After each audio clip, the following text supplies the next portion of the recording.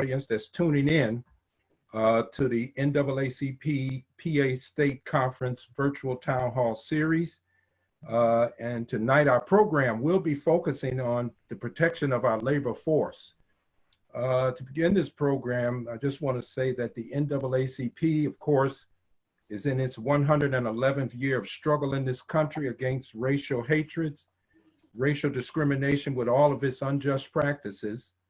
The Reverend Dr. Martin Luther King once said that if the people are left in darkness, they are bound to sin.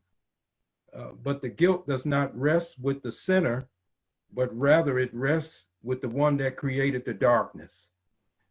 The darkness has mostly come upon us in the form of legislation, unjust policies, and the coordination of regulations at the municipal levels throughout the country.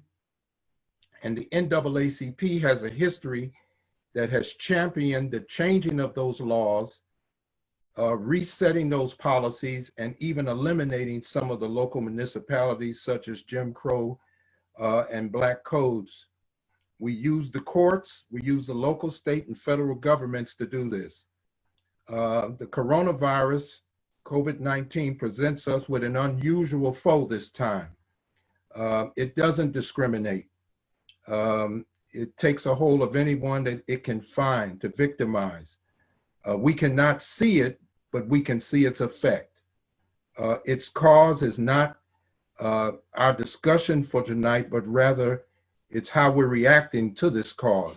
The COVID-19 did not create discrimination, we realize that, but it is highlighting many of the structural inequities that serve as a pre-existing condition found in the DNA of our socioeconomic politics, and it forever stays on the radar of the NAACP. The man leading the charge for our state conference, who's setting the agenda for Pennsylvania for social change in this 21st century, we want to both welcome and present our state president, Kenneth Huston, for our opening remarks. Mr. President. Thank you, President Muhammad. And I am absolutely honored tonight to be a part of these great individuals that have joined us for our third virtual town hall meeting. I'm pleased with the direction that we as the Pennsylvania State NAACP are going. I think that this is a wonderful occasion to share across the breadth of our Commonwealth the issues that are plaguing us as a people of color. I'm absolutely humbled tonight to have the great Senator Hughes, and I'm meeting now Senator Christine for the first time, and the other young brother that's on there, Brother Steve. Yeah, so, you know, it's so important for us as a civil rights organization to have the ability to bring to our audience individuals such as yourselves. The COVID era is only exposing what we already knew, and it's just shedding a light. Unfortunately, it had to take COVID to really shock the conscience of some of the people around this nation, and particularly in Pennsylvania. So I want to personally, on behalf of our 44 branches and all of our membership across the state, welcome all three of you. We see you as partners. You're not guests. You're our partners. So we wanted you to come on board tonight to give us some light and understanding of, as you all in your respective areas can shed. Senator Hughes, I've been an admirer of yours for quite some time. You've come to the west part of the state on a number of occasions. And of course, Senator Christine, we look forward to bringing you to our side of the state as well. I want to thank President Rodney Muhammad for putting this together about labor. He's doing a stellar job as being one of our committee chairs, the committee chair for labor. So again, from the bottom of my heart, I thank all of you tonight for being with us, and we look forward to working with you in partnership to make Pennsylvania a better state, a stronger state, and absolutely a more transparent state when it comes to these issues. So with that being said, I'm going to sit back and learn and take it all in like a sponge. And I'm going to give this back to Brother Muhammad. And again, thank you for putting this together, Brother Muhammad. We are very grateful to you for that fact. So thank you all. Well, thank you, Mr. President, for those remarks. And, you know, so we can kind of set the stage tonight so that people understand who we have on as partners and panelists for tonight. I'm not sure if Congressman Brendan Boyle got on, but he's on his way to Washington for an important vote, and he wanted to call in. And so I hope that he's on board with us. Congressman Boyle is the congressman for the 2nd Congressional District.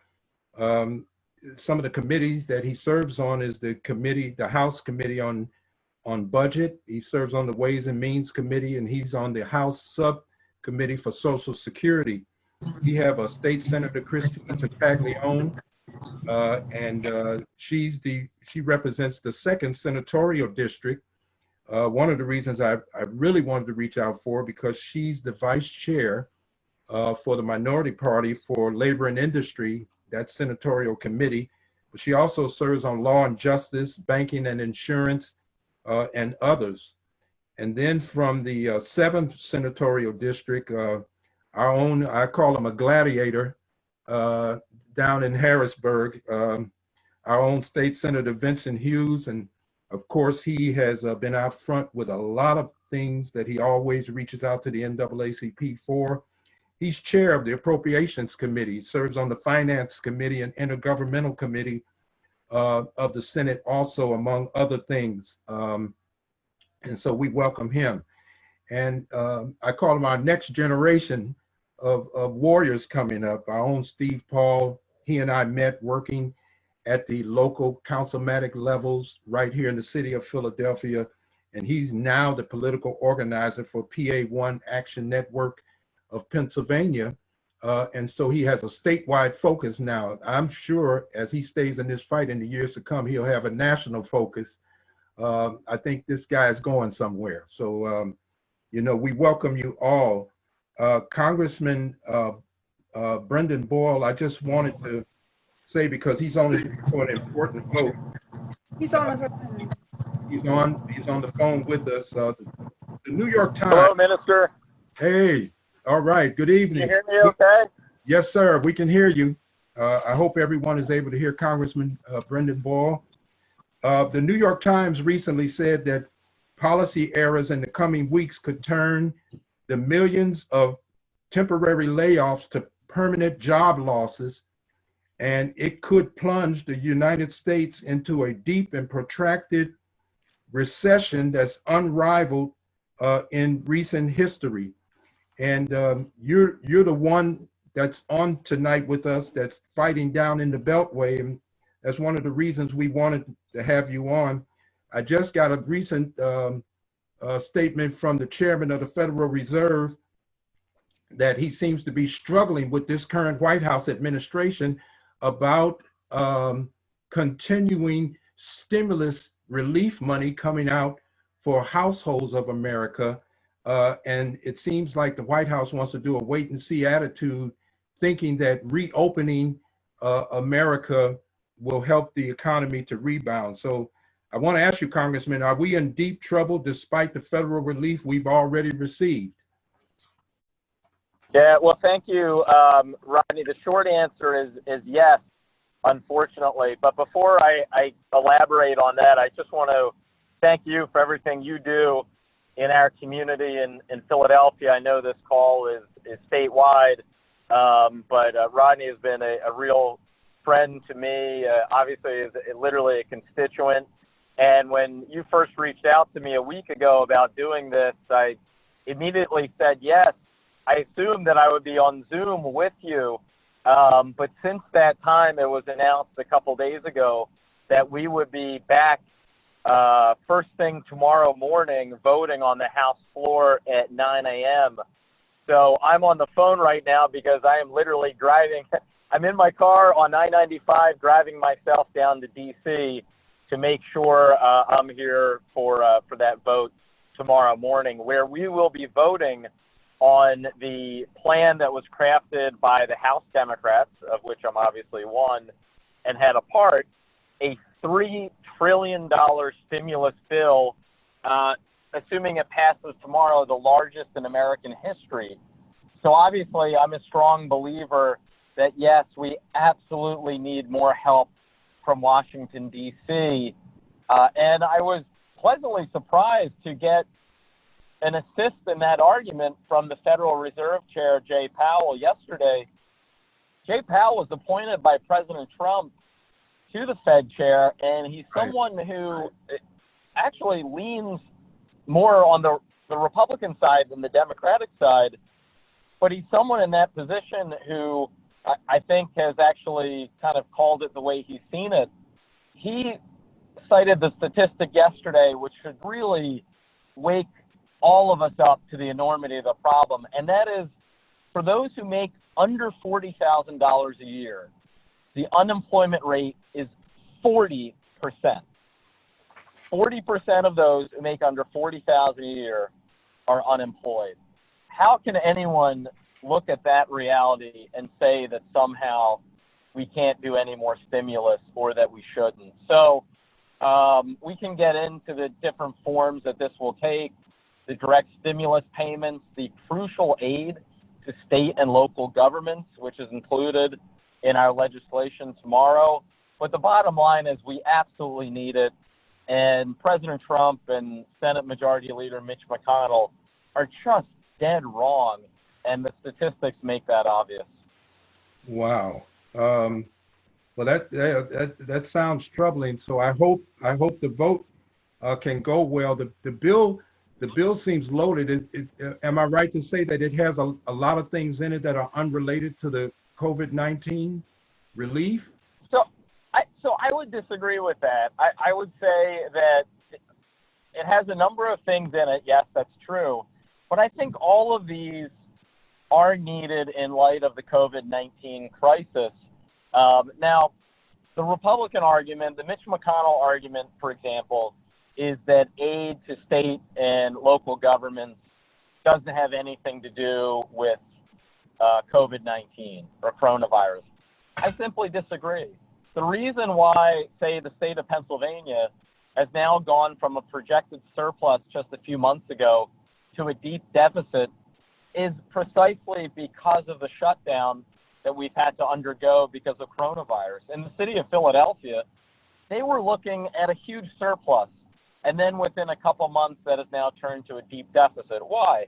Well, because the city wage tax revenue and all other revenue has fallen off the cliff because everything has been shut down.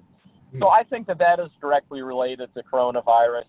The stimulus payments, the $2,000 a month that we'll be voting for every adult in America, that's because we're in a record unemployment situation.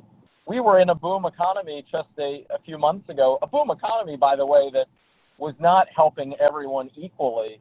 But now those problems have just been further exacerbated. So I just fundamentally disagree with the Republican argument that these things we're voting on are somehow unrelated to coronavirus. It's all related. Okay, I thank you for that.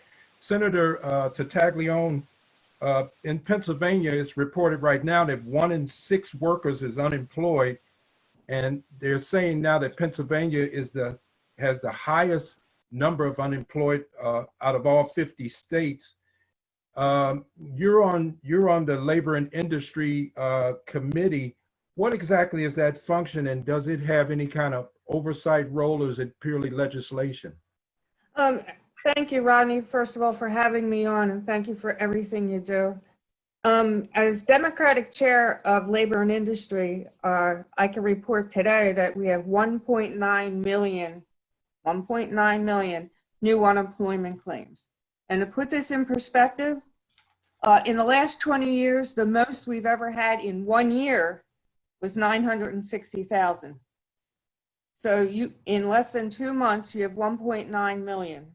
1.7 of them are traditional unemployment claims. And thanks to the federal government, we have about another 140,000 individuals that are self-employed, that are contract employees and gig employees who for the first time actually can collect unemployment.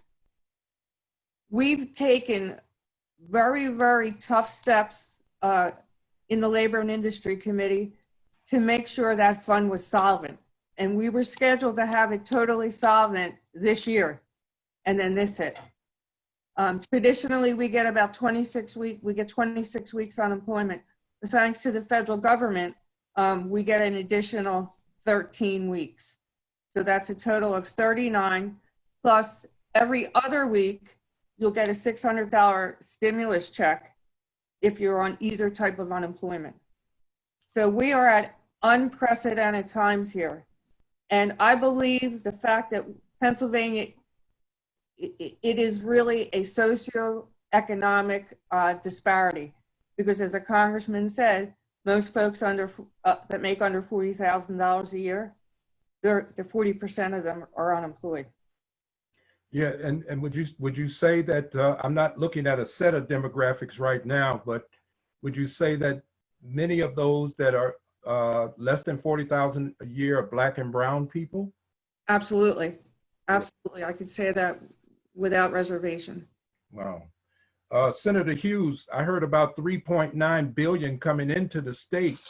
Are the people who are most distressed and in the greatest need going to see any of that?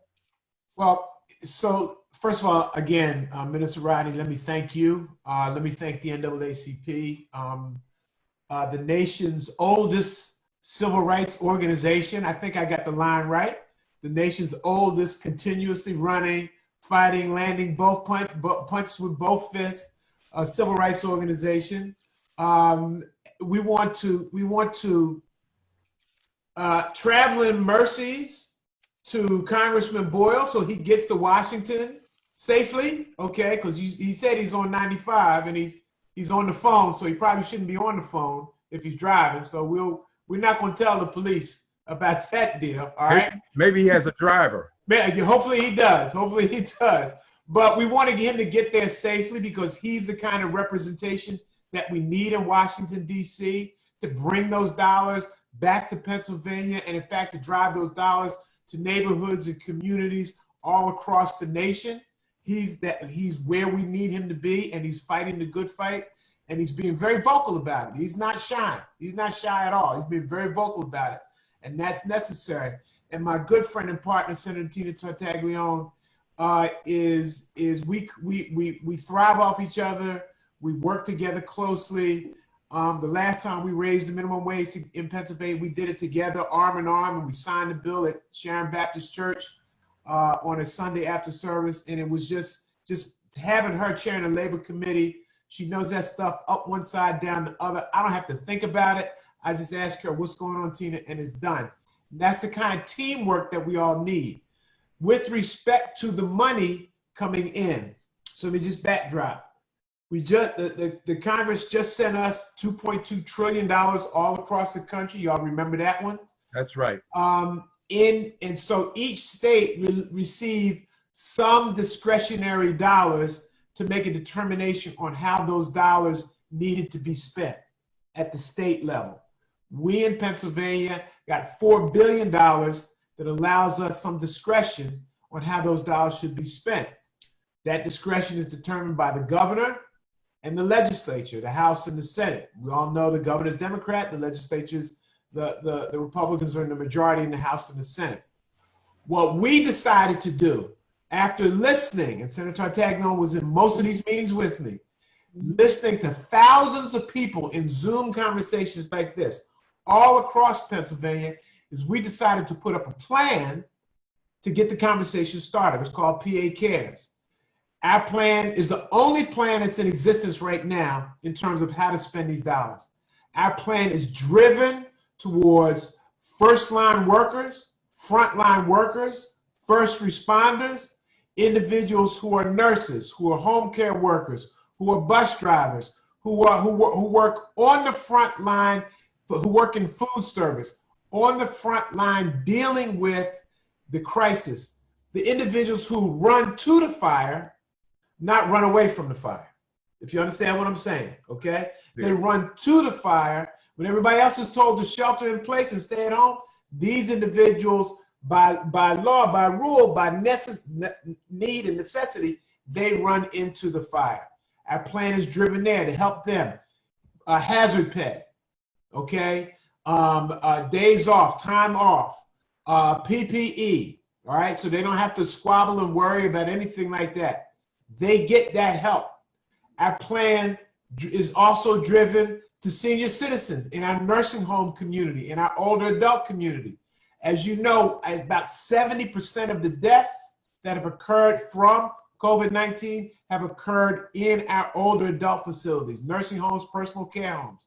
Our plan is driven, all right, by dealing with the folks who've been hurt the most, first responders, seniors, and Black and brown communities, all right? Because those communities, Black and brown communities, have also have borne an unfair burden on this disease. So we have special funds in our plan to go to deal with testing, all right, contact tracing, healthcare services across the board, and financial assistance to small businesses, especially Black and brown small businesses who were locked out of the first money. They get put at the front of the line to get this new money. Yeah, you understand what I'm saying? Right. They don't get put at the back of the line. They get put at the front of the line. Does that take a vote, or do you all just have the discretionary powers? It will have to be a vote. It will have to be a vote. All right. It'll have to be agreed to.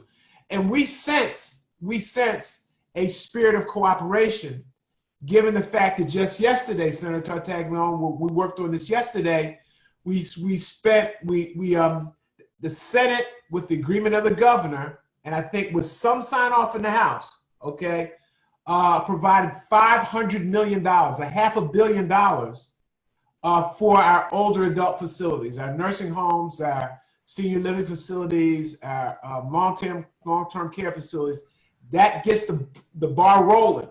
And it was done with a sense of cooperation, okay? So that's the first pot through that hopefully will get all the way home. People should know this. You can only spend these dollars, all the dollars have to be spent by December 31st of 2020. And they have to be spent in the context of it being Corona related, COVID related. It can't go in to fill budget holes. It can't go in to fill of states and local municipalities. It's got to go directly towards the issues that came out of the coronavirus. All right. So, and I'll just put the little tagline out here and we'll deal with some more questions. More details on our program.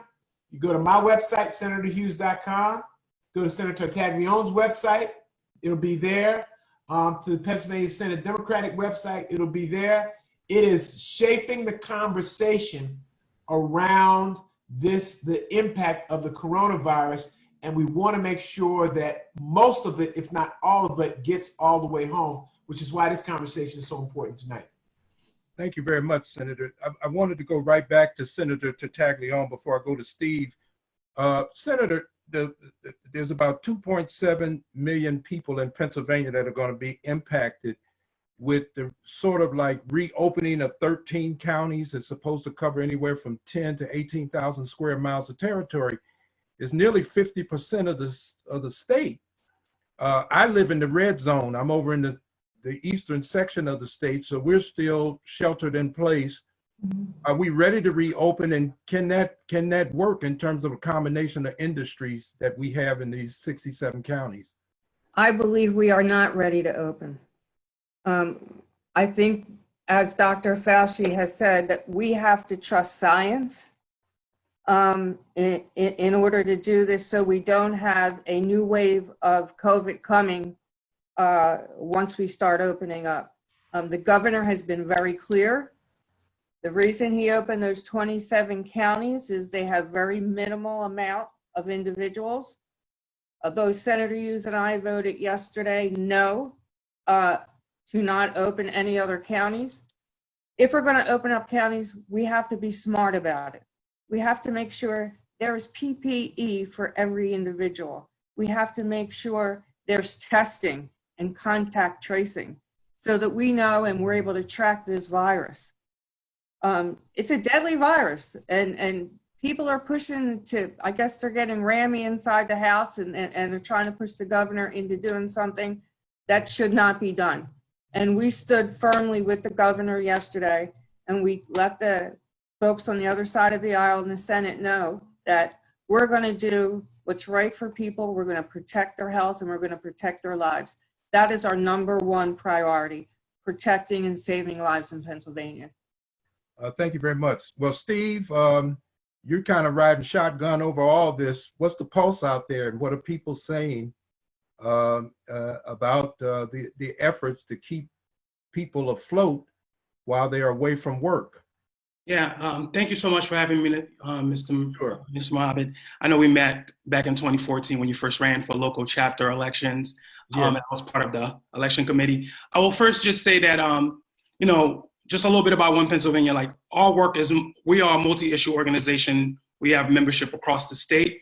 Most of our work, we do it in Philadelphia County, but also in Delaware County, Upper Darby, Yeadon, Chester, and Allegheny County, which have large populations of Black and brown communities. And our members are those like essential workers that folks are talking about, but also like seniors and people with disabilities and folks who are retired.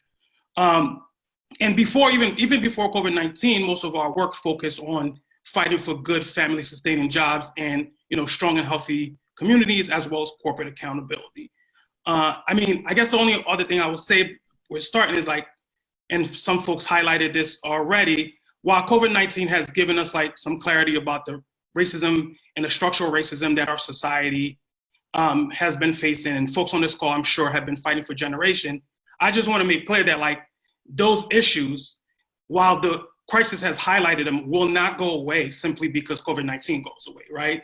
Like, and especially if our elected officials and policymakers and folks don't act in a certain way to make sure that they put in bold policies that actually tackle some of those structural issues. Because what COVID-19 has showed us, right, like it's like hundreds of years of like racism and structural racism and oppression has given poor economic and health outcomes to people of color and immigrants in this community. I saw a recent study that showed like, I believe 52% of folks diagnosed with COVID-19 and 58% of the deaths nationally were Black people, right? So although it impacts everyone, but the people who are hit with the brunt of this issue, pandemic have been poor and working class folks and people of color. So, I say all that to say, like, I believe the things One PA on the ground has been really fighting for before this pandemic are the exact things we need in this moment. And I'm happy to talk about what those things are later on the call. But, right, like, we sit at a couple of tables together with NAACP that's fighting for the $15 increase in minimum wage. We know folks desperately need a livable wage to be able to afford their rents, to actually have a savings, right? We know folks need to have a right to fight, to organize unions in their workplace. We've been organizing with workers on the ground who've been fighting and speaking up about unsafe conditions in the workplace, and they've been getting let go or they've been threatened. So we definitely need whistleblower protection. And I know there's some, legislation. I believe Elizabeth Warren and other folks are putting legislation to protect workers, protect workers who are speaking up in this moment. And finally, right, like another thing we definitely see that we need in this moment is paid sick leave. We have a lot of members who simply have taken unpaid leave or refuse to apply to jobs because they're afraid for their safety. So they're not working and they don't qualify for unemployment because they simply just took unpaid leave and quit, right? So like those are the things that I think we've always needed, and I'm hoping to have a conversation about. Falling through the crack. Well, Congressman Boyle, that is some of the bill that you're going down to vote on is trying to tackle some of the things that have happened systemically and the structural inequities that we've suffered in the land over time, because the virus coming under control or going away doesn't take away the problems. Many of us were living in a crisis already. Right. Yeah, that's exactly right. By the way, I want to assure you, Minister, and my good buddy Vince Hughes, I am in fact, I don't have a driver. I'm driving myself on I-95, but I'm using a hands-free device, so we're keeping it keeping it legal. As far as what speed I'm going, I'd prefer to say no comment. But just making sure that keeping safe. I'm definitely using the hands-free. So if at any point it sounds like I'm shouting, I'm afraid that's why. Now, as far as kind of addressing the systemic inequities that were already there, the previous speaker brought up one that is one of the most important issues to me, and time and again to constituents that I talk to in Philly, and that is the need for paid sick leave. Keep in mind that, and this is something that shocks people when they hear it, we are the only industrialized country in the world that does not have paid sick leave.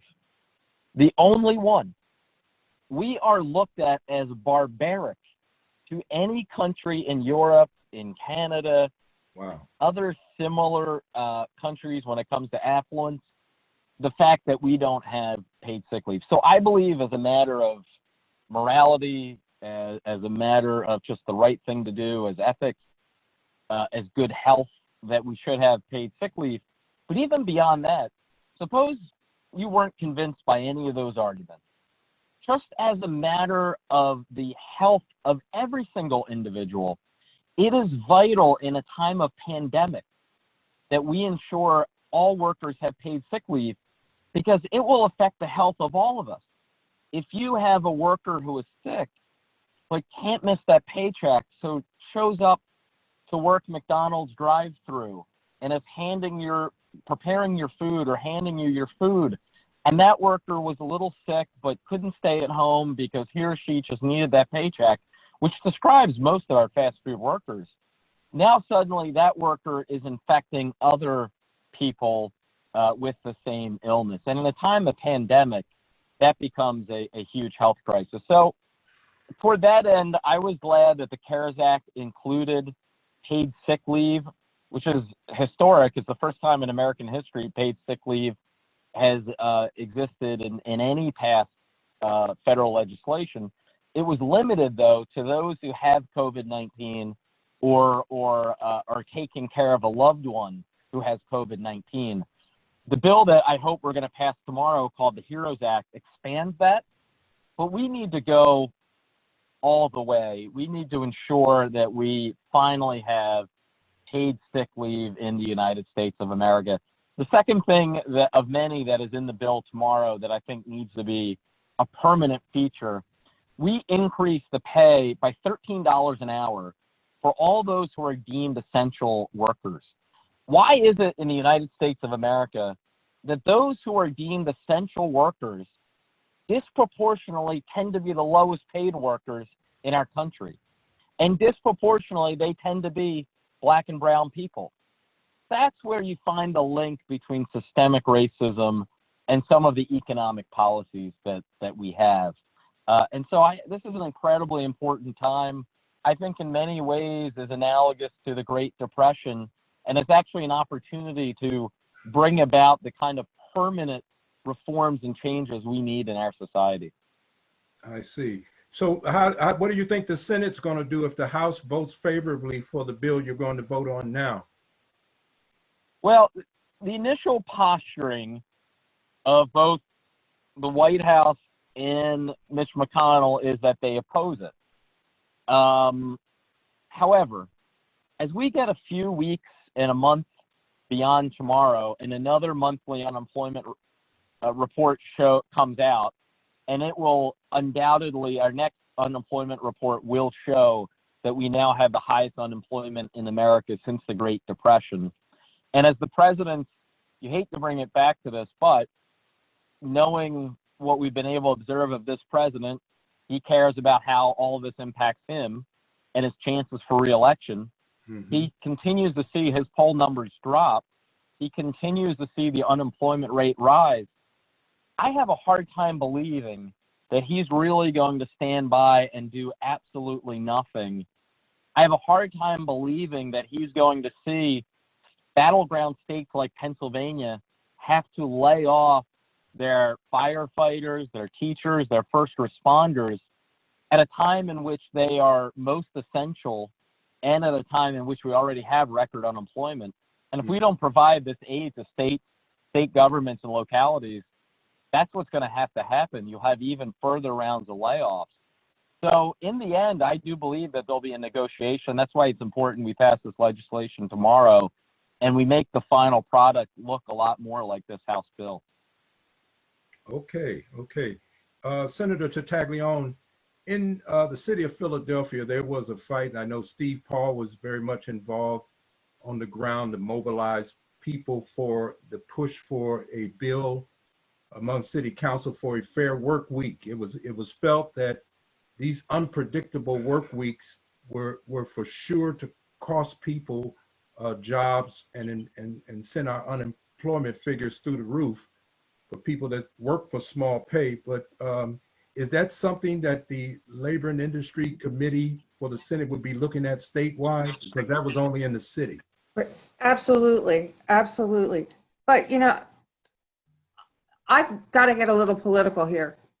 It is so important for us to take back the Senate and the House this election.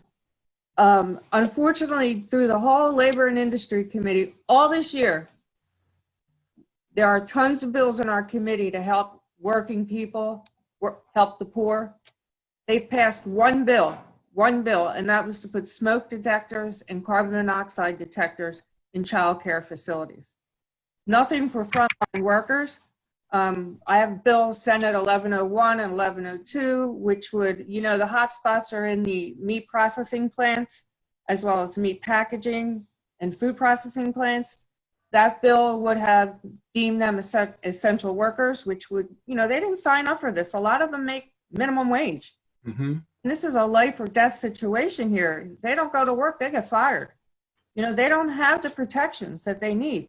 It would give them, make sure there was PPE, make sure that there was social distancing. There are so many good bills in this committee that we could be passing to help people, but until we have control, they're not going to let us bring them out.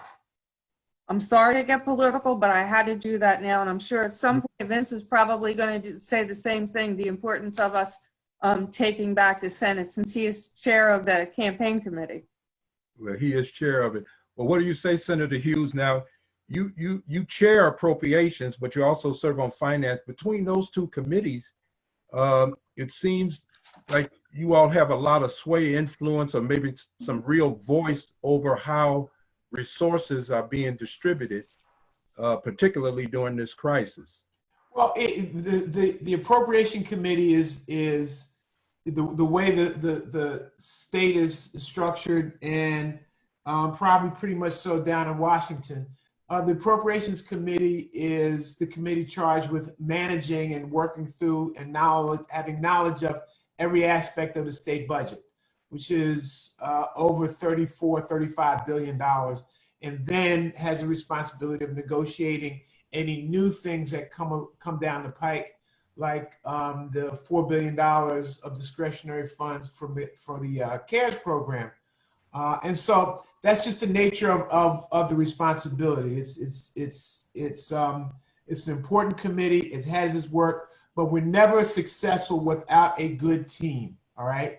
And Senator Tartaglione chairing that labor committee, and others in their other respective committees are vital in terms of making sure that, you know, that slippery goose doesn't get out. Okay. That we keep our arm around it, and we keep our arm and share information with one another, so we know how the bad guys are behaving. I would just say this in response to Senator Tartaglione's comment, and Brother Huston, we're going to keep the political conversation de minimis, as the lawyers say. All right, but whoever's in the majority controls the flow of legislation. Okay. And all your listeners got to be reminded of that. Whoever's in the majority controls the flow of the legislation. So consequently, The Republicans are in the majority in the Senate. So the legislation that Senator Tartaglione has introduced, raising the minimum wage and all that good stuff, worker protections, things like that, cannot move because they don't want it to move. If we were in the majority, then all the good stuff would be moving and it would get home. It would be passed and be signed by the governor. But let me just say this. What we really need in Pennsylvania is a Marshall Plan, okay? It's a Marshall Plan that triples down on reinvesting and revitalizing Pennsylvania and rebuilding Pennsylvania from the bottom up, not from the top down, but from the bottom up, all right? Where neighborhoods and communities and people are seen and invested in to their greatest capacity so they can realize their dreams and we can benefit from their talent and expertise that's being locked out because we're not investing in them. COVID-19 exposed the cracks that are fissures. They're huge. And the only way you deal with that, okay, is a giant investment in the people, okay? A Marshall Plan. When World War II was over, they created the Marshall Plan. They rebuilt Europe. 0% and 1% interest rates, okay? And they loaned Europe the money and Europe rebuilt itself, okay? We need to do the same thing here in Pennsylvania. It's an old style, old school New Deal program, okay? It's a Great Society program. Those are the things that capture the talents, okay, of the people of the Commonwealth, especially those that have been historically locked out and left out. Okay, Black and brown folks, low income folks, who right now, as Senator Tartaglione has said, those nurses, those frontline healthcare workers, those individuals who are grinding it out on the front line and, like I said, run back into the fire, the rich and wealthy people are dependent upon them right now. Okay, Yeah. They couldn't function without them right now. Okay, so maybe the good Lord will put some wisdom in them. Okay, and have them respond to those individuals who've been taking care of them, who've been cleaning their bedpans, okay? Changing their dirty sheets on their beds, okay? And taking care of them. Maybe something good will happen, but it won't happen unless we demand it, and our need needs to be significant, and I said it before and I'll say it again. We need a Marshall Plan, okay? Of some dramatic investment, and that's what's gonna get us on the right track. I can remember years ago the National Urban League in the Black America Report coming out with a call for some kind of Marshall Plan. I had a quote here from one of the early framers of the NAACP back in 1909. He said, "A people who are thus handicapped ought not to be asked to race with the rest of the world, but they should be allowed to give all their time and thought to their own social problems." And that's what the Urban League was pointing at years ago, that if we keep asking the government, meaning the African American community, minorities, those disadvantaged, for more and more and more, it's likely to seem like we're not doing anything with what we're getting. But if we had something like a Marshall Plan where we're not asking for a handout, but asking somebody to hand over what you owe us, and then we can begin to work according to that kind of plan to build ourselves from the bottom up. I think it's a good idea. It's an investment, Minister Rodney. It's an investment. That's all it is.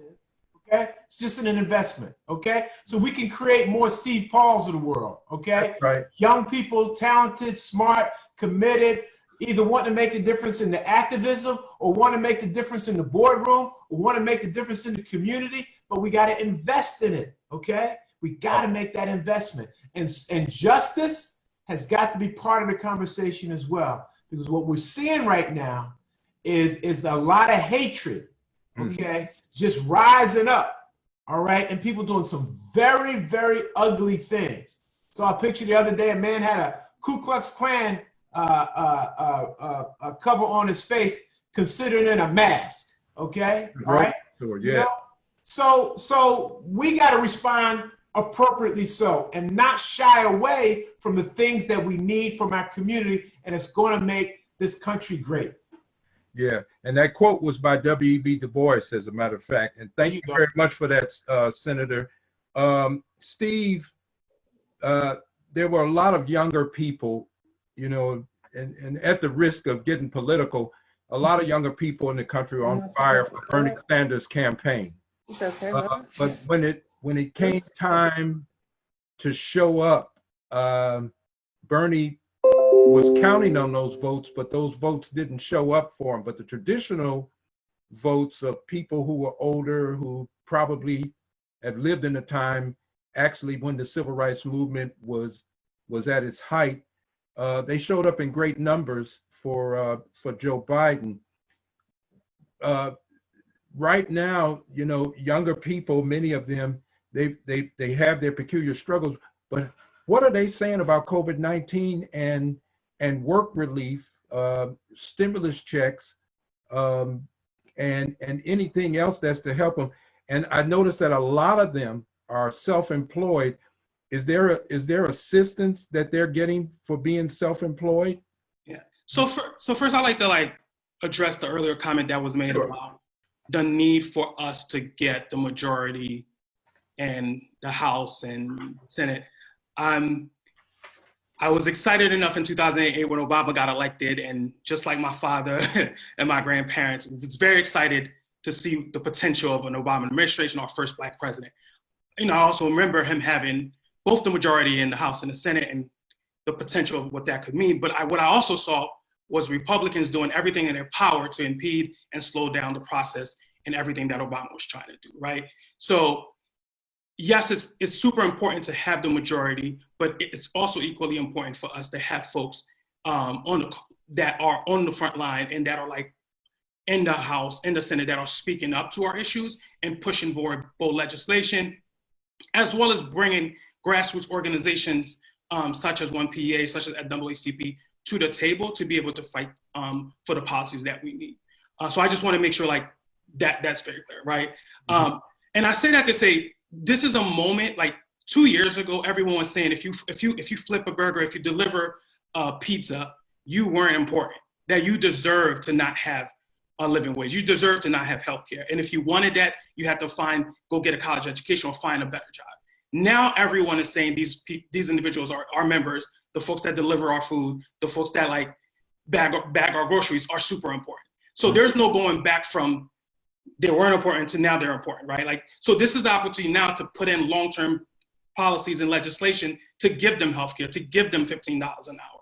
And we're gonna need to fight when this thing is over to do that and not back down, no matter what the makeup of the legislator or Congress is. So that's I just want to make that clear. In terms of I think your other questions, what are folks doing? I think locally. I'm talking about younger people and the Sanders campaign really counting on that millennial group, that younger group to really show up. I think some showed up, but not what Bernie Sanders needed, to make his case. I will say, so full disclosure, I was a Bernie Sanders delegate. I am a Bernie Sanders delegate, I should say. Okay. I mean, obviously, NAACP has a long history of fighting voter suppression. There is a lot of voter suppression of people of color and as well as young people, right? So I think that's part of it.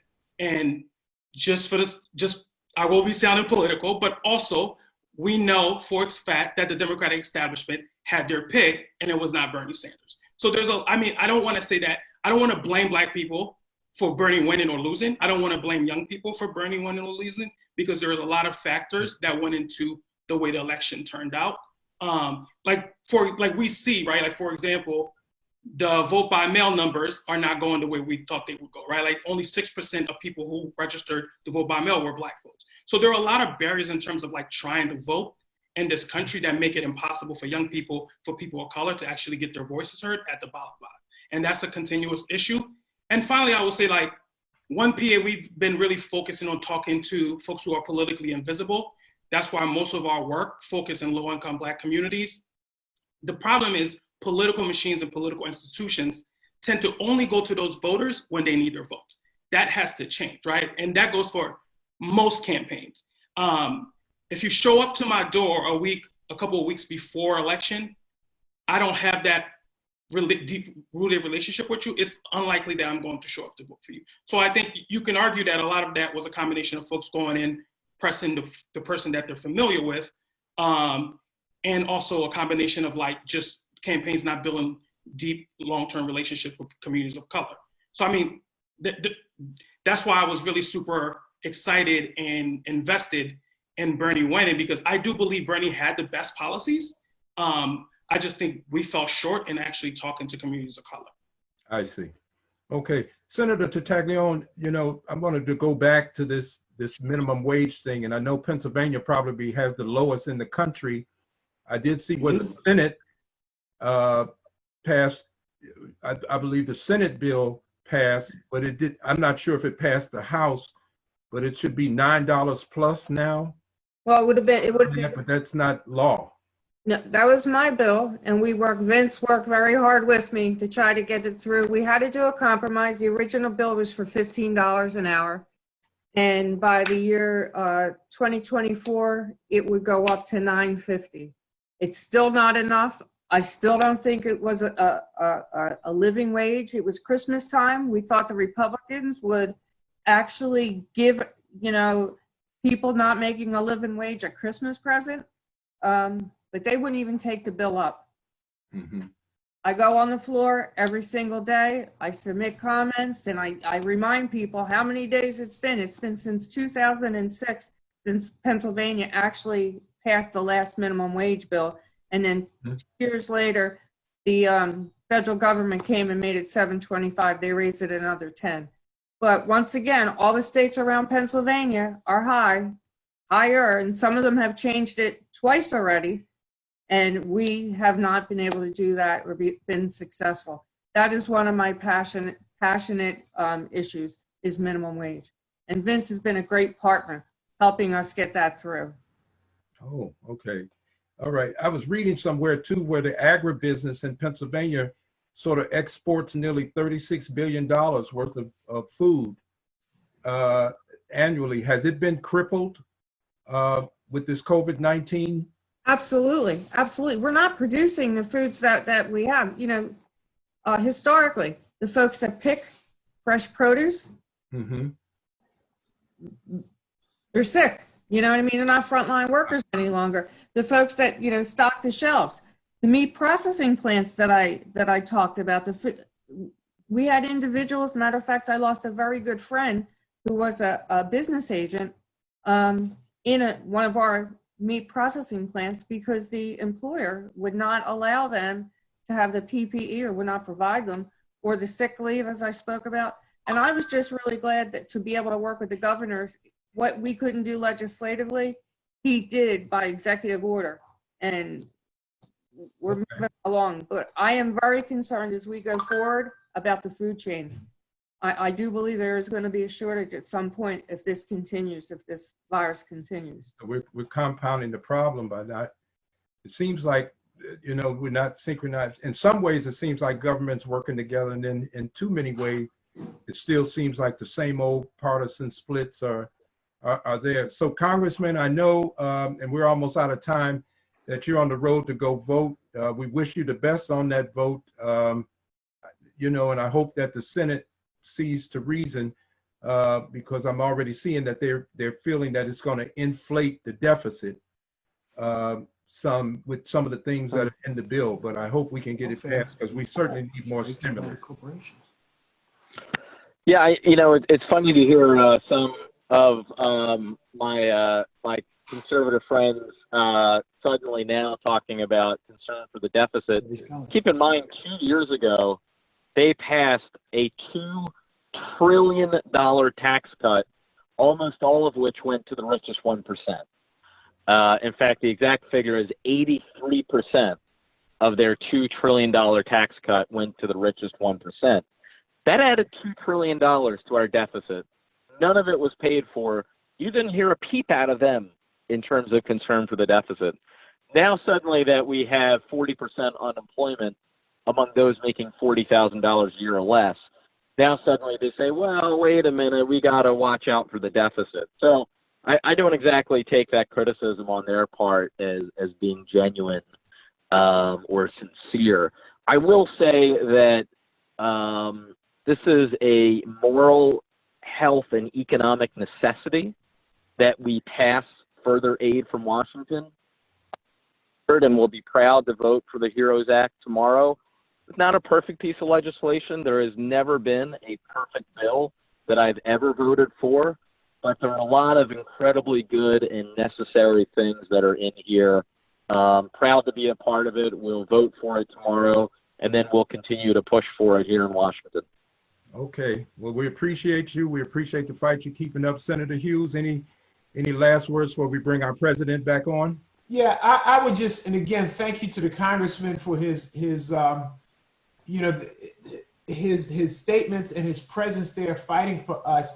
You gotta understand when something is wrong, when the unemployment rate in this nation is over 20%, yet the stock market is almost as high as it has ever been. Now help me understand that. Help somebody justify that.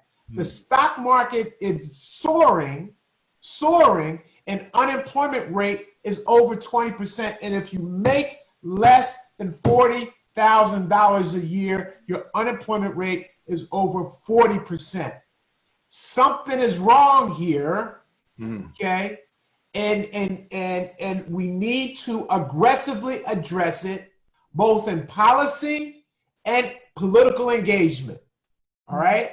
Vote by mail has got to be the thing. 877 votes PA, okay? Votespa.com.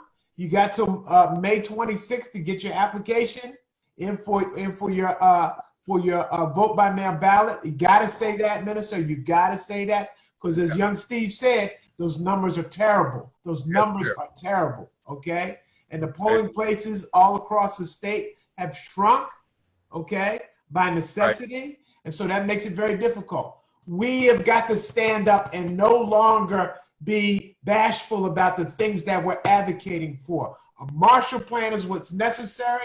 An aggressive plan is what's necessary to transform this state and transform this nation.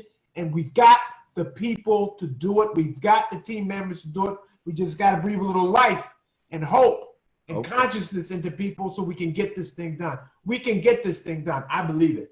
Thank you so much. Well, Senator Christine Tartaglione, Steve Paul, Senator Vincent Hughes, Congressman Brendan Boyle, we thank you all.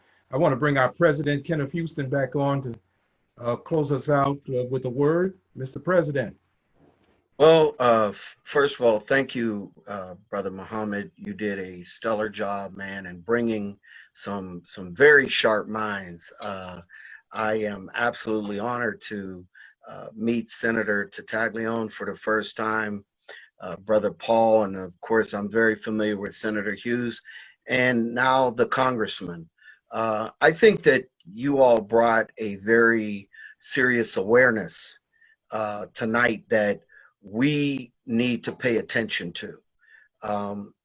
You know, Martin Luther King said the measure of a man is not where he stands during the time of comfort and convenience. That's right. But the measure of a man is determined where he stands during the time of adversarial testing. And I couldn't agree more with Brother Paul when he talked about the essence of the vote. One of the things that I particularly advocate for in the West of the state is that it seems like the general election always becomes the catch-all be-all when it comes to voting. And we aggressively in the Pennsylvania State NAACP are putting together a grassroots campaign of Wake Up Black Vote, dealing with the local level, because locally those decisions are made as well.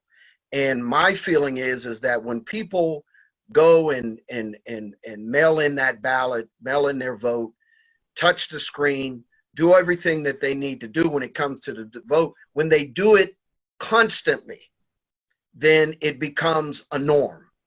And right now we've gotten away from the norms.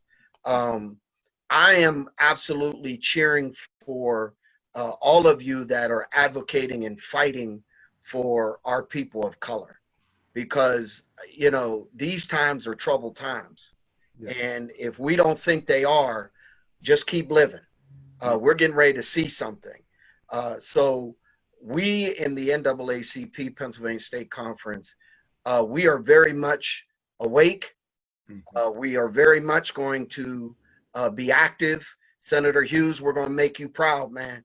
We're going to make you proud. And Senator Tartaglione and Congressman, Brother Paul, we're going to make you proud. And I'm pushing for partnerships. Yeah. That's what I'm pushing for, is partnerships. We need to solidify partners such as yourselves so that we can help you help our people. And that's what's extremely important. So you are going to see a lot more coming out of the Pennsylvania State Conference. This is our last series after next week. I'm sorry, I apologize, of our Zoom conferencing, but we are going to absolutely be doing this quite frequently. We're going to ask people such as yourselves to come in and really school us on things that we don't know. The internal mechanism. Senator Hughes, I appreciated you explaining about the majority and the minority, because there's a lot of everyday folks that don't know that. They think that you guys can just get up and Senator Tartaglione, they think you should be able to pass it simply because you sit in the office. And they don't understand that you need soldiers to help you fight the battle. So again, I'm extremely grateful to every last one of you.